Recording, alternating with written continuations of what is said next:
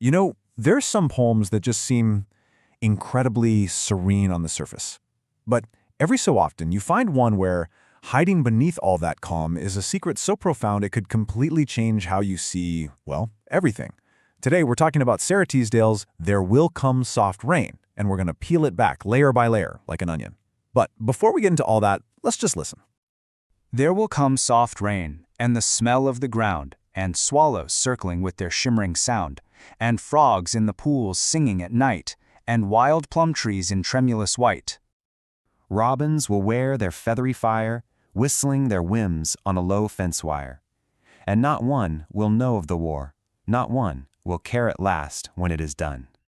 Not one would mind, neither bird nor tree, if mankind perished utterly, and spring herself, when she woke at dawn, would scarcely know that we were gone. Chilling, isn't it? The whole thing is so beautiful, but that final line it hits you like a punch to the gut, and it raises this huge question, right? How on earth could a poem this peaceful, this serene, come from such an incredibly dark idea? Well, to understand that, we have to go back and look at the world it was born into. So let's start with that first layer, the paradox of its creation. See, this isn't just some pretty poem about nature. Oh no, this thing was written right from the heart of absolute, world-ending chaos. I mean, just look at this contrast. It is staggering. Teasdale published this poem in July of 1918. So while she's writing about swallows circling, the German spring offensive is at its bloody peak. As she's imagining soft rain, the Spanish flu is raging across the entire globe, and gas clouds are rising from the trenches in Europe. This poem isn't an escape from reality, it is a direct, head-on response to it. And the darkness wasn't just out there in the world, it was inside her life too. As you can see here, Teasdale's own life was just steeped in tragedy. She had a lifelong illness, a really difficult divorce, she saw lovers and friends take their own lives, and in 1933, she ended her own. So she didn't just understand extinction as an idea, she lived it. And that gave her this incredibly unique lens to see nature's indifference as both a terrifying truth and maybe a strange kind of comfort. And all of that personal experience, it feeds right into this massive philosophical idea. The poem is making a really radical argument. The universe simply does not care about us. At all. There's actually a philosophical term for this. It's called object-oriented ontology. Yeah, it sounds super academic, I know. But the basic idea is actually pretty simple. It says that humans, we aren't at the top of some special pyramid of importance. We're just one object among trillions of others. A person, a tree, a frog, even a single raindrop. They all just exist on the same level. No special treatment for us. Think of it like a cosmic democracy. In this system, all of our human drama, our wars, our triumphs, our heartbreaks, it all registers as a big fat zero. Spring doesn't need us to watch it to be beautiful. Our entire apocalypse is no more significant to the universe than a single leaf falling from a tree. Nature doesn't mourn us, it just keeps going. The poem just yanks us right out of the center of the story. Okay, so if the message is that bleak, that we're totally insignificant, then why does reading the poem feel so, well, calming? To get that, we have to peel back another layer and look at the science. Because it turns out, this poem is practically engineered to soothe our nervous system. The effect is almost physical. Teasdale uses all these sibilant sounds, those soft S sounds and soft smell and swallows.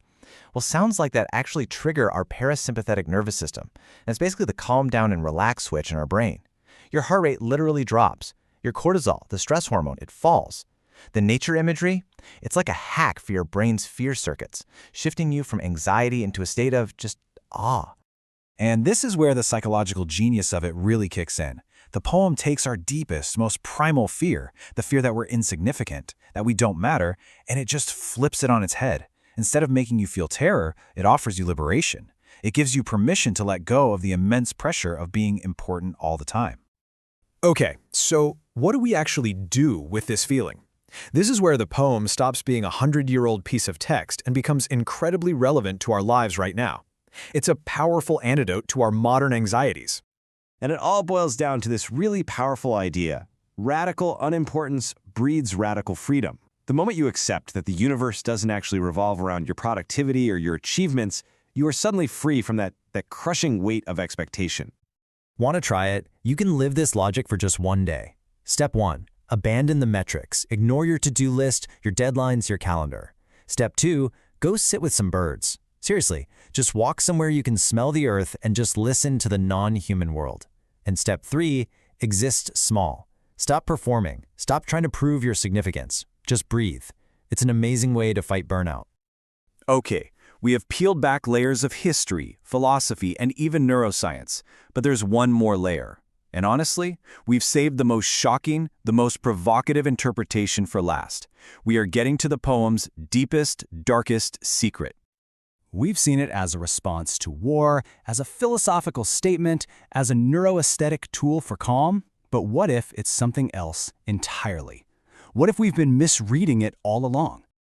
So prepare yourself for what some call the forbidden reading. This poem is not a sad elegy for humanity. It is not a lament for our eventual tragic end. No, it's a recruitment poster for extinction. Let that sink in for a second. The poem isn't warning us about our end, it's inviting it. It's whispering for us to accelerate our own vanishing. In this final, chilling take, Teasdale, a woman surrounded by death, projects that desire for release onto the entire planet. Nature isn't indifferent, it's eagerly waiting for us to leave. The poem suggests that we were the interruption, the noise, in an otherwise perfect silence. And our final erasure won't be a tragedy, it will be the ultimate peace. And all of a sudden, those final lines take on a completely new, chilling meaning.